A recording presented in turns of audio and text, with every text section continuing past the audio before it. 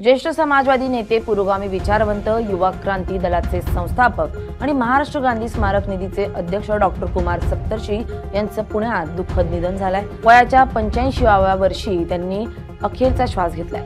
वृद्धापकाळानं त्यांचं मृत्यू झाल्याची माहिती समोर आली आहे। त्यांना मधुमेहाचा त्रास होता आणि अस्वस्थ वाटू लागल्यानं त्यांना पुण्यातील एरंडवणे येथील खासगी रुग्णालयात दाखल करण्यात आलं होतं। मात्र उपचारापूर्वीच त्यांची प्राणज्योत मालवली आहे, अशी माहिती समोर आली आहे। साहित्य क्षेत्रात त्यांचं मोठं योगदान होतं। त्यांनी अनेक पुस्तकांचे लेखनही केले होते।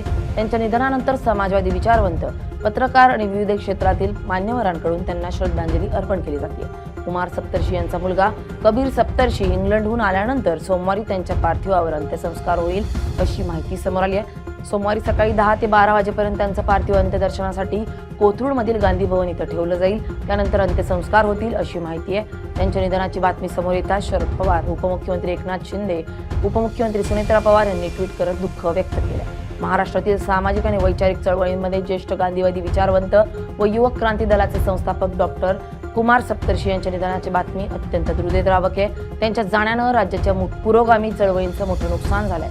सामाजिक परिवर्तन आणि लोकशाही मूल्यांच्या रक्षणासाठी आपलं संपूर्ण आयुष्य समर्पित करणारे आणि उत्क्रांतीच्या माध्यमातून हजारो तरुण कार्यकर्त्यांना घडवणारे एक दूरदर्शी नेतृत्व आज महाराष्ट्राने गमावलंय।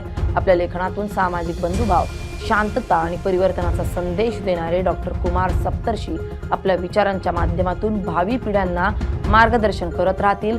डॉक्टर कुमार सप्तर्षी यांना भावपूर्ण श्रद्धांजली। या कठीण प्रसंगी आम्ही सप्तर्षी कुटुंबाच्या दुःखात सहभागी आहोत, असं शरद पवारांनी ट्विट करत म्हटलंय।